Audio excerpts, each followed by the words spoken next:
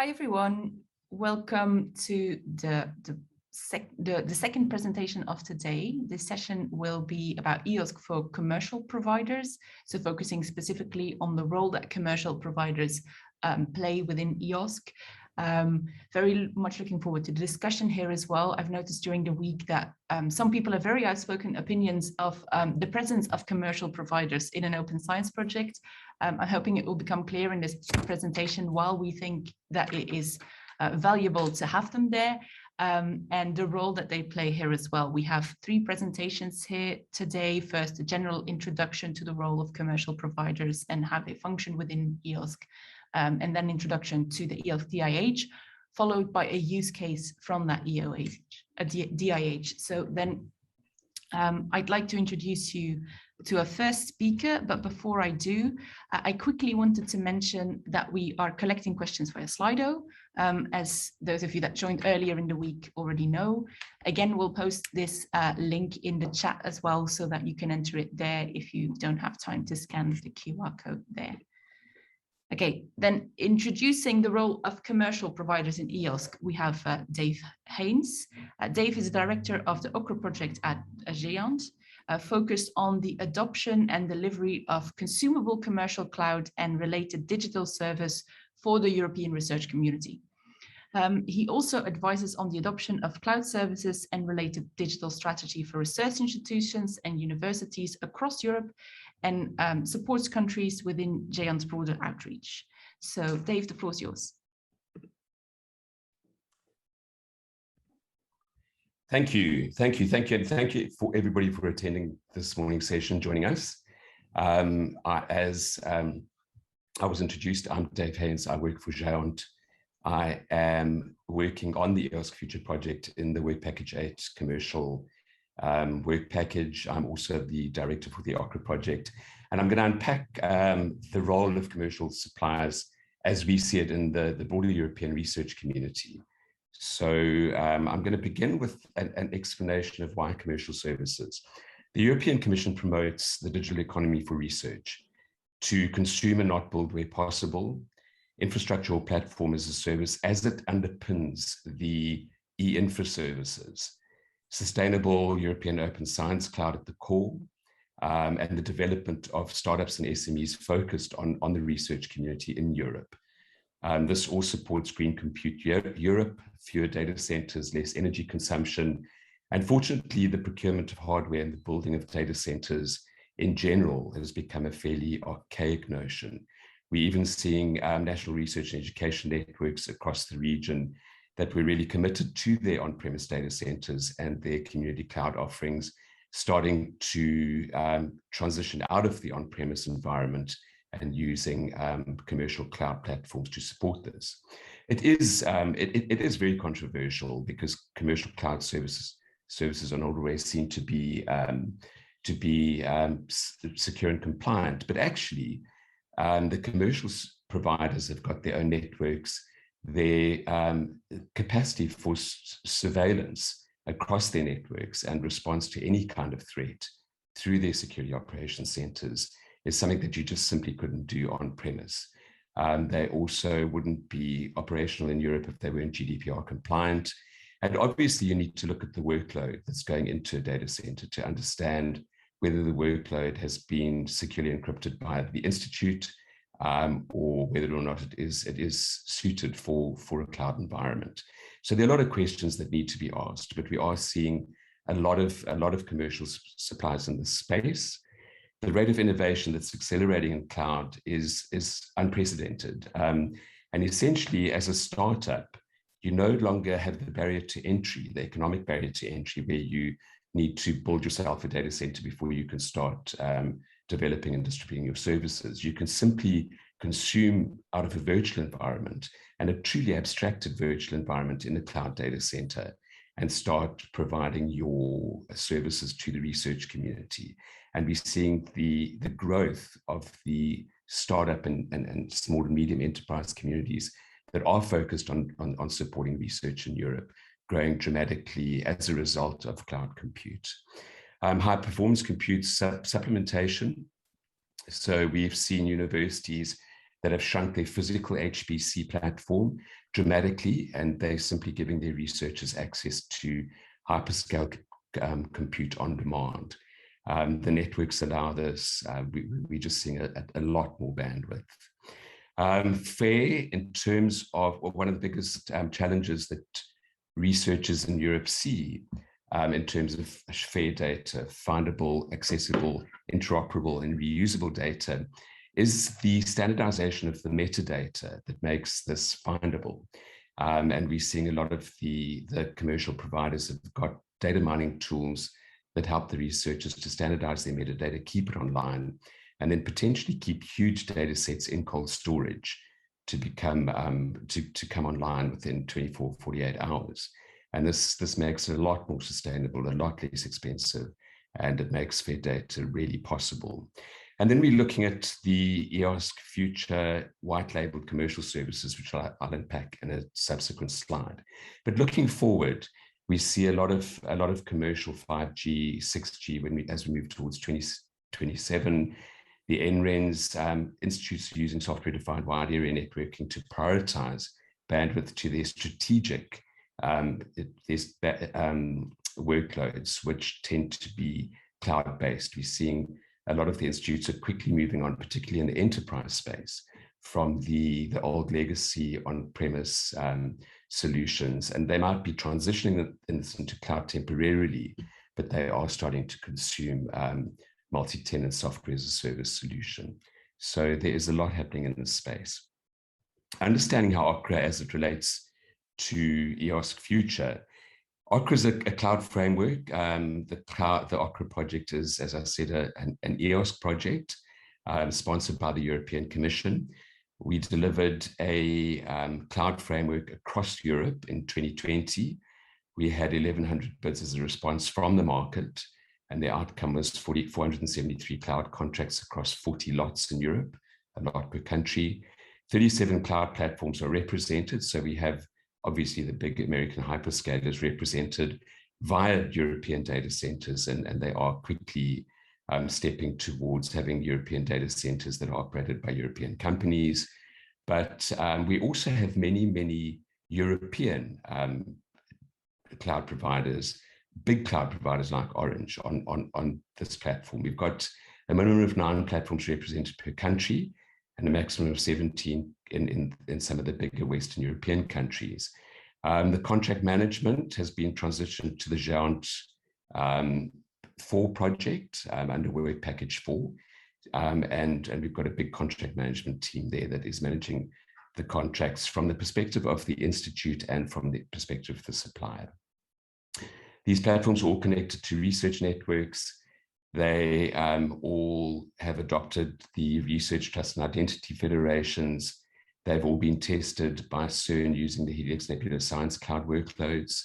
Data ingress and egress waivers are in place. Researcher enablement is negotiated. So a lot of these organizations provide training for researchers, support for the researchers.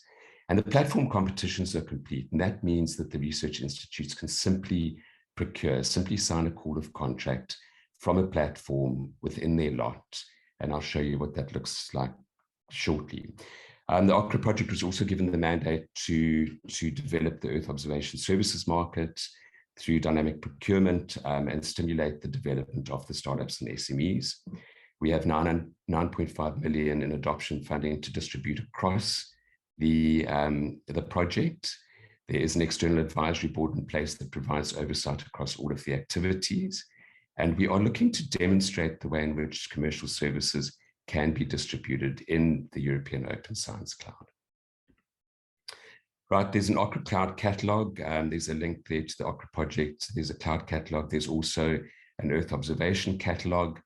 And the Cloud Catalog will represent each of the providers in the individual countries. And each of these providers have developed an OCRA landing page with a lot of information about the OCRA framework, the call of contracts, and how to use them. In terms of adoption, these are old. They're up to last year. And we get quarterly reporting from each of the suppliers. This is mandatory. In the first quarter of this year, we've seen a significant jump in the number of consuming companies and we actually look to be consuming at least 100 million euros worth of cloud services by the end of the year through OCRA. In the first funding call, we awarded 15 projects across these various disciplines that you see on my right. And we have procured on behalf of all of these institutes, and they are consuming these services. Commercial services in EOSC Future, the procurement task in Work Package 8 looks to identify commercial services not yet catalogued through iterative surveys focused on the strategic research stakeholders. We also have a pot of 4.8 million in adoption funding to distribute across different proofs of concepts. And again, what we'd like to do is demonstrate how these services can be used to drive a sustainable EOSC. And then also the underpinning of core services with commercial infrastructure platform and software as a service solutions.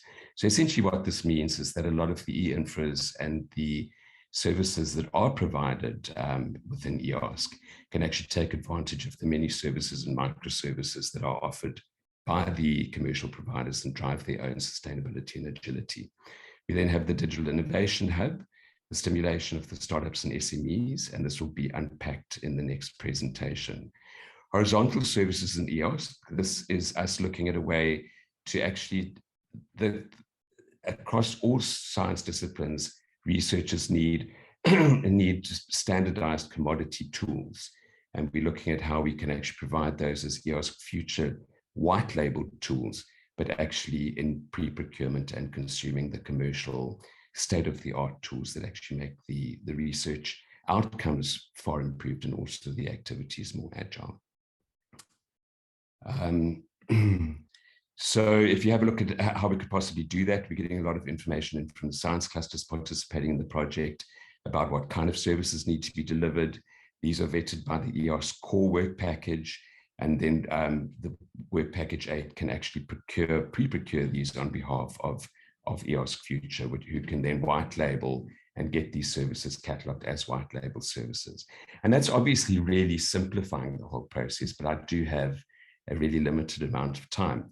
The kinds of services that we look at as pre-procured horizontal would be white labeled compute, white labeled storage, and then file mover visualization and some kind of high level stats platforms. The competitive project process has been tested by OCRA. So we've already procured on behalf of the research community.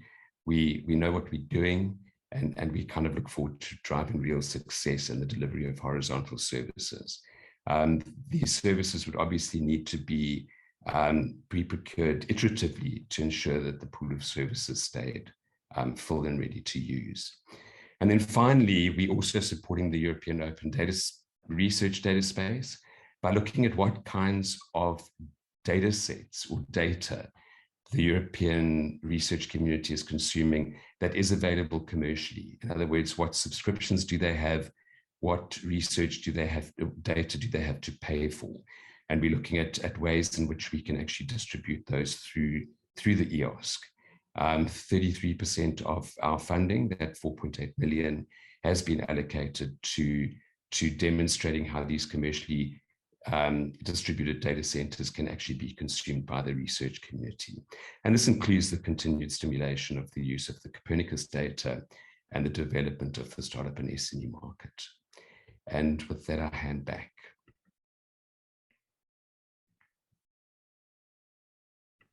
Okay, thanks a lot for that very insightful presentation, Dave. I think that gave a good overview that now allows Elisa Cauhé to dive more into the specifics of the EOSC DIH.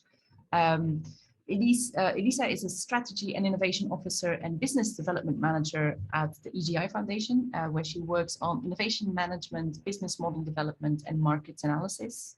She's been involved in several EU-funded projects promoting the innovation and use of infrastructures among both scientific communities and the industrial sector. And in addition, she has participated in several national and regional Industry 4.0 initiatives. So Elisa, the floor is yours.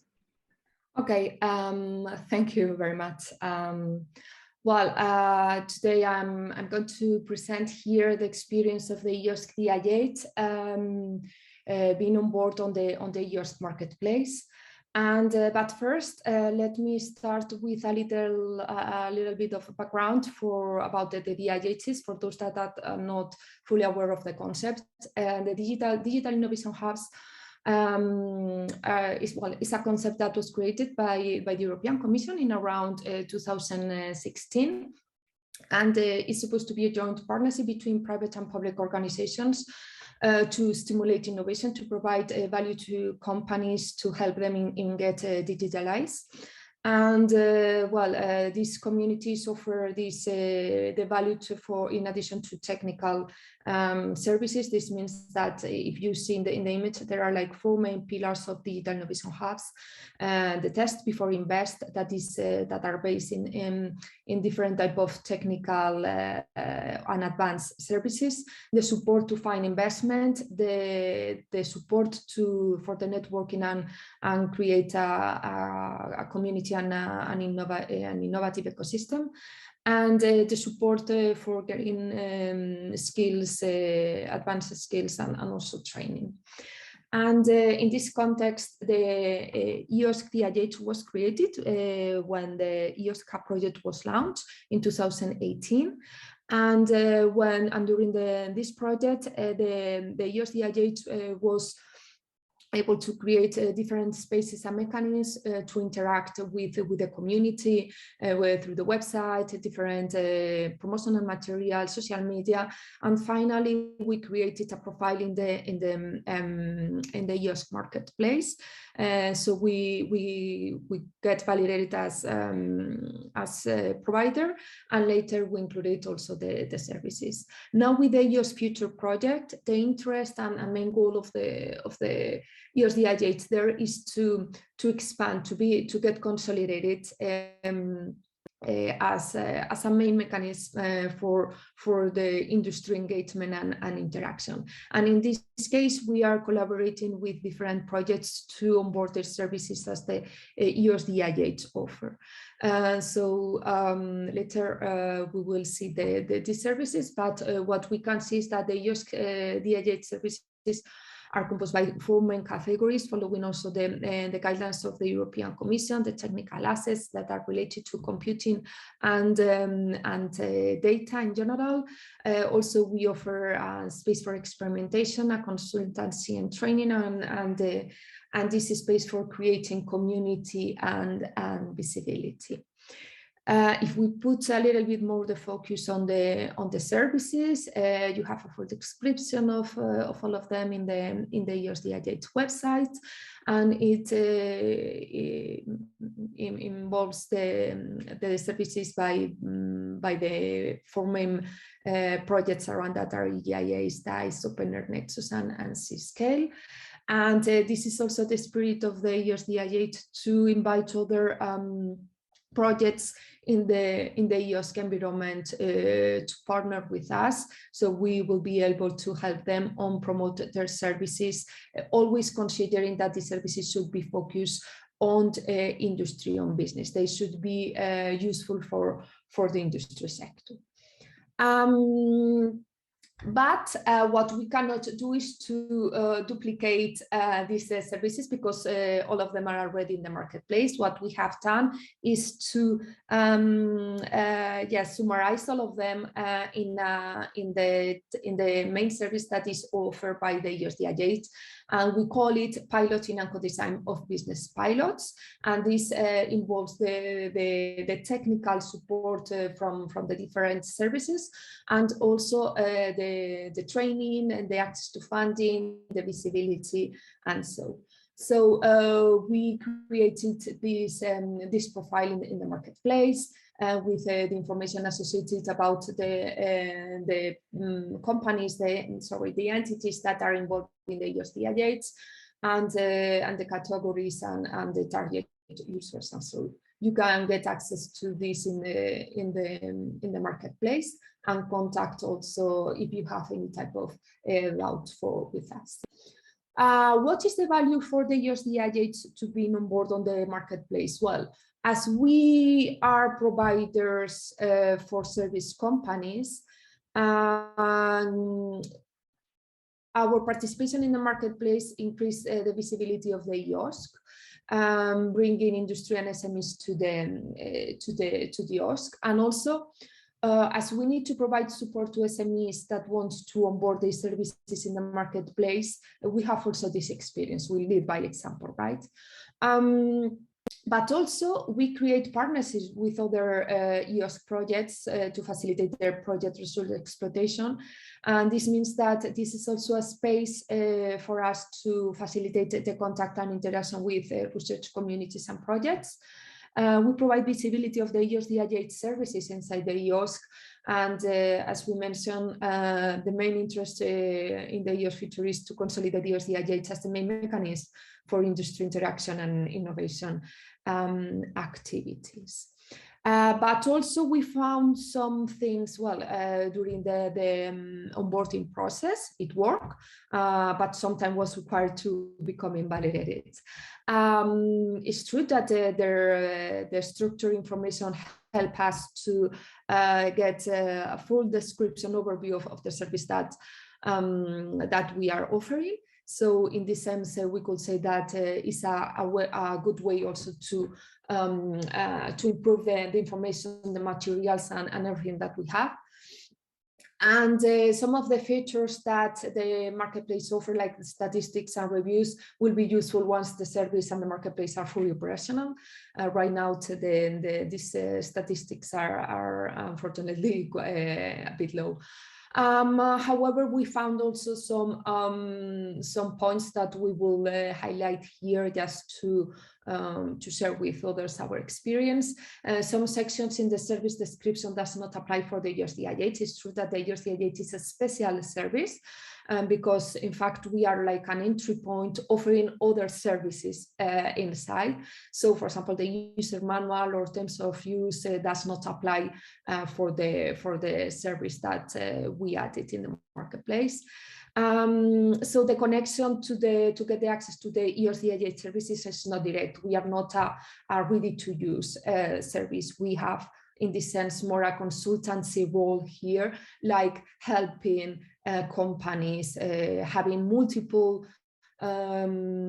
meetings with them. We run also pilot campaigns. We for onboard these companies, we proceed with a type of evaluation process with them.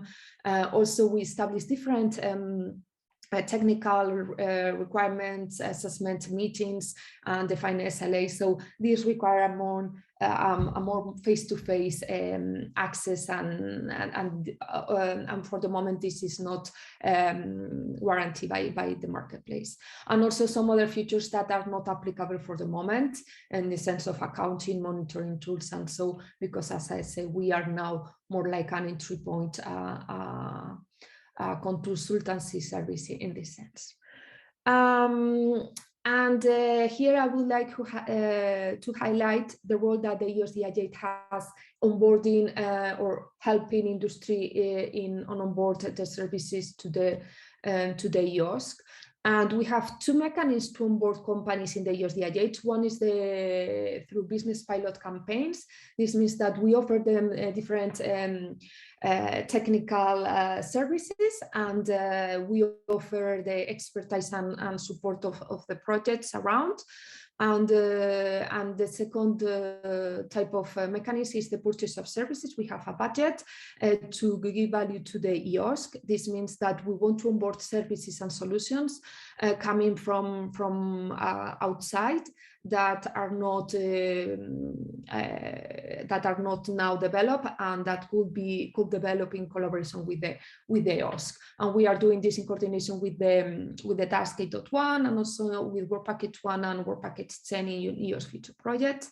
And for that, we ran a joint survey in the past, and now we are distributing a template for collecting feedback of the needs that research communities and clusters may have for this purchase of services. And we are going to publish this in the EOSC funding platform. In both cases, we expect that some of the services could be onboarded in the marketplace. And here, for example, these are the example of the previous pilots that were running with us in the EOSC Hub project. As you can see, we are sector agnostic, and 3 of them were on board on the marketplace. And the pilot of NOCO for EOSC will be explained later. And also during the EOSC Future project in 2021, 4 pilots were started. And one of them, DG Farm, is now in process of onboard the pilot, the service that they have in the marketplace. And now in the last campaign that we run, we onboard 5 new pilots that are now starting working with us, and we hope that some of them will have also the interest on onboard their services. And for them, well, the main interest on onboard their services into the EOSC is basically to increase their visibility in the EOSC ecosystem and establish new collaboration partnerships, also increasing the market opportunities. And as I told, it's also helpful to clarify and structure the information and the assessment that we have about the added value for working with communities. And for all of this, the EOSC DIH will provide the support for companies in the onboarding process. And well, this is only the partners that are involved in the EOSC DIH. And thank you very much for your attention. Thanks a lot, Elisa, for this presentation. We have one more presentation left in this session before we move over to your questions. This presentation is by Jara Pascual, who will be presenting one of the services that was supported by the DIH, namely Collabwith. Jara is an author and entrepreneur with a focus on innovation, and she's also the CEO and founder of Collabwith. As a board member of the Forum Knowledge for Innovation, her voice is heard regularly in the European Parliament as well. She's also the host of the innovation podcast, Business of Collaboration, and the author of the book, Innovation and Collaboration in the Digital Era, published by De Gruyter. So, Jara, the floor is yours. Go ahead.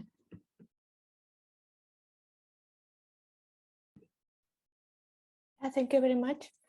So I will explain very shortly why we are in the EOSC Marketplace and how we came from the pilot of the EOSC DIH to the Marketplace, and how it's important, I think, from the scientific perspective, but as well from our perspective and the DIH. So this is the presentation today, the EOSC Marketplace experience for providers. So we kick off our case here because we were the pilot for the EOSC DIH, and we were awarded 10,000 euros voucher, so not direct funding, to increase the services of other DIH partners into the Collabwith platform. So the objective was to enhance the Collabwith services capabilities for academia industry collaboration with EOSC services. So we had technical discussion what were the important services we can adapt into the Collabwith platform. So you can see here we did several things. One important thing was to integrate the single sign-on of EGI check-in here in the login. So the academics and researchers, they can use the email of the university and the password to log in into the Collabwith platform. So that was very important, and integrations is always difficult, so it was taking time, and as well we get a lot of support, technical support from the team.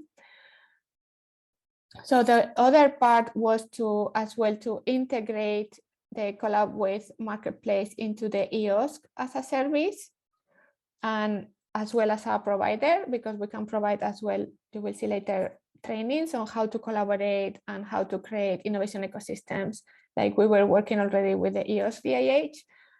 And well, what is Collabwith? Because until now I didn't describe, I went directly to the point.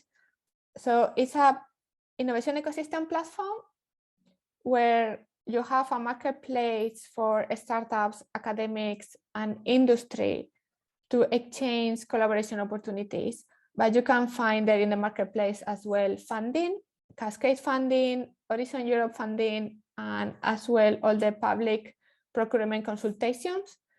So it's dedicated to innovation and how to support innovation. As well, you can find there the programs from the EIT KICS and other DIH services, besides the one-to-one collaborations, or I have this technology, I offer this technology, or I am looking for this specific technology.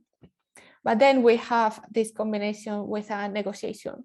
So you can keep all the collaborations you are doing cross academia, startups, and industry in one place with all your documents there for the collaboration, and negotiate what you have to do together. So our experience, so I am going to go to the point. So Collabwith increased the visibility in the scientific community. So when we are talking, for instance, with academia and research centers in the North Pole, for instance, in Greenland. So, and we mentioned, okay, we are in the EOSC Marketplace. That's very useful as well to collaborate together and to create this kind of relationships previous to create consortium for grants. Or when we are, like we all here apply to grants. So when you describe to whom you are connected, that's very helpful as a small team and a startup to have this community as well together. And as well, together we participate in consortiums and grants with as well the partners of the EOSC DIH and other EOSC Marketplace providers. So that's very helpful as a connectivity hub.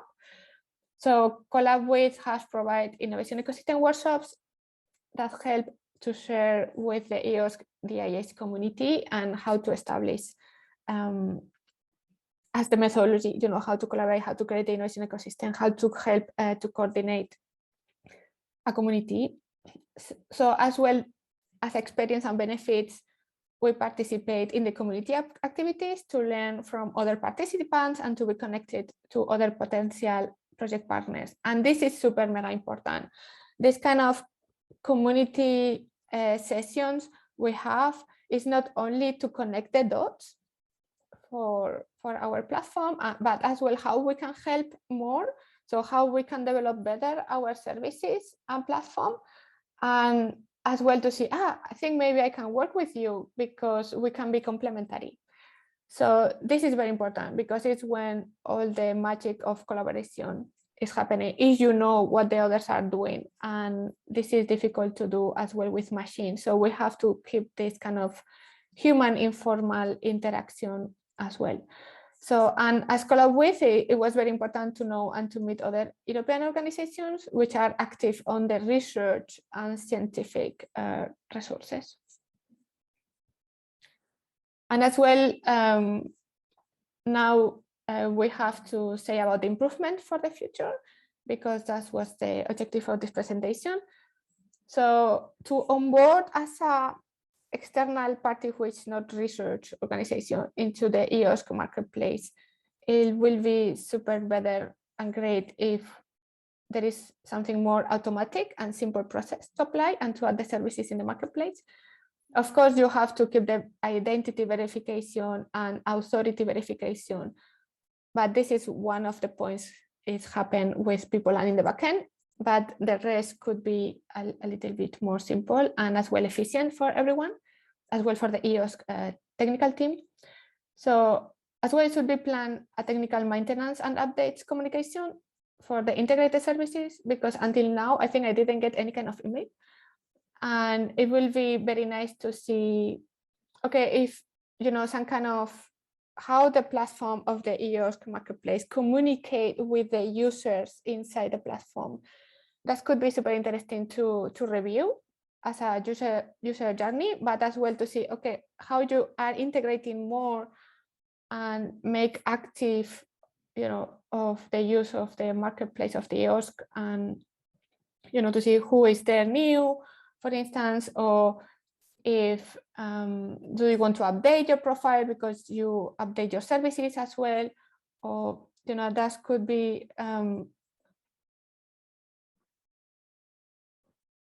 super interesting to see as well, like it's active, you know, like the platform is active. And as well, in the other side of the other project of a single sign-on check-in, as well, I think it will be super great to have more updates of the APIs. And if there is some errors, so like because they are, so how to handle this, you know. And if we are using the service, so we can be part of how we can improve the service altogether, you know, with the users of the services and the marketplaces. Yeah, exactly. So this is very important to have more bi-directional communication and as well communication from the EOSC Marketplace to all the services and users of the marketplace about new services, new providers, new functionalities, if we can co-create, or if we have to know to be able to connect better, you know, and to explain better all the services. And as well, I would like to propose to have EOSC Marketplace to create informal networking events between providers and users of these services to increase this visibility and this trust. You know, because sometimes that's the point of digital transformation, like if they are not using the digital platform, because there are many platforms out there. So how you can stand out and make like this is important, and to know, you know, you can use this for this, you know, like you have not to go to Google sometimes because you are looking for a specific, in the case of EGI, you're looking for a specific resources of hosting, and you know, and this the people don't know. So I think more marketing in this sense, or I don't know if you don't like the word marketing, but visibility has to be there to perform. Because if not, if they don't know you, they are not using you. And as well, between this is some kind of service to increase all the connectivity between the services, because you can be complementary to someone and you don't know. So sometimes it's difficult to do this all machine. So it's very important, this kind of informal networking events could be online, assume, like we can present and then we can later follow up individually. But it's very important to have this for the trust and the visibility and the connectivity and the usage. So, and as well, this part, no, how we can cultivate the visibility of the EOSC Marketplace services and providers to increase the visibility of the offering, because it's huge, to the scientific and researcher community.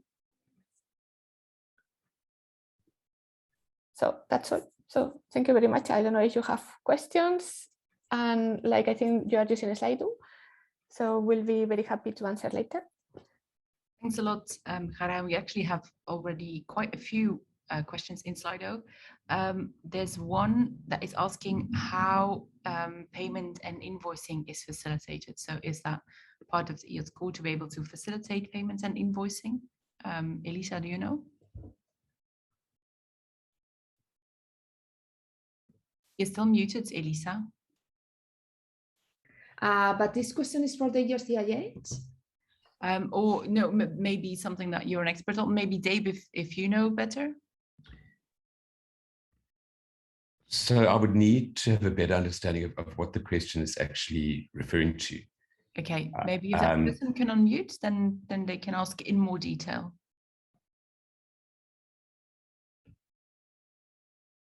Maybe it's because there is a commercial. Everyone say you have to pay something because it's a commercial service.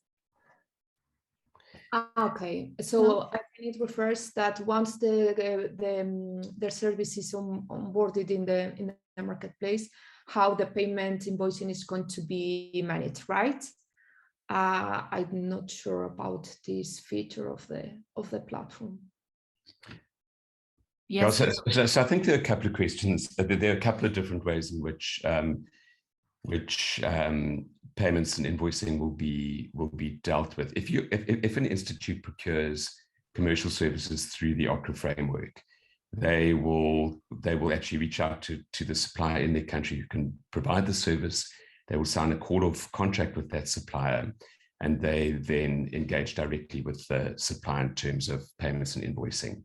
If they're procuring services through their national research and education networks, through the OCRA project, the NREN needs to be an underwriter and the NREN will actually do the billing. If they are consuming services through the EOSC Marketplace that have been delivered as kind of EOSC free at the point of use services, then there are no payments and billing. So it really depends on exactly what we're talking about here. Okay. Maybe let us know, because I saw that 3 people upvoted this. Maybe let us know if that answers the question that you had. Then another question that got a few votes from other people in the audience is whether anyone can elaborate on the fair data principles and the point of metadata and cold storage. Is that also more for you, Dave? Yeah, so what we're hoping to do in both the OCRA project and the EOSC Future project, in the funding calls, we are hoping that the institutes will put forward projects for funding where part of the project accepts the fair data principles, the findable, accessible, interoperable, and reusable. So keeping their data available for other researchers in their discipline. And we're hoping to be able to demonstrate through the commercial providers and the project that we fund that the commercial provider tooling will assist the researcher in mining their data and standardizing their metadata and hosting it online. And then the cold storage of the bigger data sets that could be bought online on call. So we're hoping to demonstrate that through both the EOSC Future and OCRA projects in the funding waves. And those case studies or use cases will be presented on and will be published on both the OCRA website and through various EOSC channels. Okay, I think that gives a good overview there. Then another question, a very interesting one, I think, is for onboarding commercial providers. Is there a dedicated onboarding channel for that? Elisa, I'm not sure if you want to take that just in terms of, yeah. As far as I know, the first point is to become validated as providers, and this can be directly done in the marketplace. But anyway, the EOSC DIH offers the services to support companies on this process, so they can contact also us in this if they have any type of need for support. But as far as I know, there is not a dedicated onboarding channel for this. They can be directly validated in the marketplace. Okay. Then we again have a vocabulary questions that's been a recurring theme throughout this week. Dave, do you want to define horizontal services for us? Yes, so I've reached out to the EOSC core team, work package, Klaus and Diego, because the horizontal services was a term that they developed. But essentially it means how do we immediately make EOSC relevant to all researchers across Europe? What tools do all researchers need access to? And this could be hyperscale compute, hyperscale storage, temporary computing storage. It could be file mover type tools, and with some visualization, maybe some kind of high level data platform, stats platform. So these are really generic tools, but we will define it formally and actually publish that, because this is also something that through these funding waves, we would like to demonstrate what that would look like, to just simply make compute available to researchers who are accessing tooling through the EOSC. Okay, yeah, I think I couldn't define it any better, so I'm hoping that's clearer now to whoever asked that question. We nearly need to wrap up because we have another session starting soon, but one that I do want to get to still is first, Jara, someone's asking which are the steps in the onboarding process that you think are too complex and would be made easier. That's something that we would like to know from the project as well. So if you could get back to us on that, then I think we would be happy to take that on and pass it along to the onboarding team as well. But a question that is relevant for almost everyone, I think, is which authentication and authorization infrastructure commercial providers should use. Dave, is that something you can answer? Sorry, so commercial providers It depends on the commercial provider. So if a commercial provider is a big cloud provider, if their procurements from that provider are going to exceed the European procurement thresholds, they would need to look out for future frameworks. And as I said, one of the task one tasks in EOSC Future is to reach out to the research community and find out which of these services are not yet on a framework like OCRA, because we will actually then run procurements and they will be published on TED, and the providers will see them and we will onboard them through a framework contract.